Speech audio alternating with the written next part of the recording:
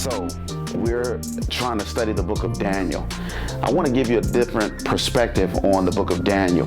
It is a book about prophecy, but it's a book about so much more. It answers, I believe, a lot of questions that we might have. One of the questions that it would answer is, why does God allow bad things to happen to people who don't seem to have had any choice in the matter? The book opens with Daniel being taken captive and marched to a strange land. Now we could talk about suffering, but suffering comes in many different shapes and sizes. But for our study, we're going to talk about suffering in the context of Daniel. Is that okay? All right. So why did God allow Daniel to experience the tragedy that he did? And by the way, Daniel chapter 1 verse 2 says, and the Lord gave Jehoiakim, king of Judah, into his, that is Nebuchadnezzar's, hand. So Daniel's suffering, I want to let you know, it's not just a occurrence out of a vacuum. Daniel's suffering is born out of covenant disobedience. And another word for that is sin. Sin. Listen, sin always costs the innocent as well as the guilty. Daniel's tragedy is the result of at least 70 years of covenant disloyalty, idolatry, and sin by the nation of Judah.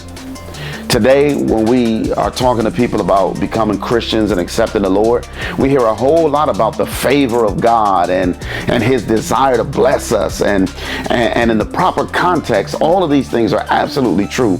However, with these promises of abundant blessing, there are also promises of chastening and discipline for our disobedience and when we violate our covenant relationship with God.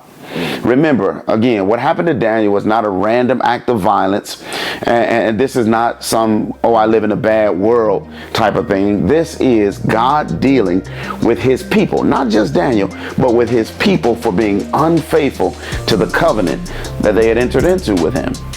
So our first lesson from Daniel chapter 1 is this: sin always causes suffering. Let me say that again. Sin always causes suffering. Not necessarily your own suffering or my suffering, but it always causes someone's suffering. Sin is, I like to refer to it as an equal opportunity life destroyer. Now, where's God in all of this? Is this right? Is this fair? The name Daniel means my judge is God. Think about that with me. My judge is God. Are you all right with God being your judge? Because let me explain what that means.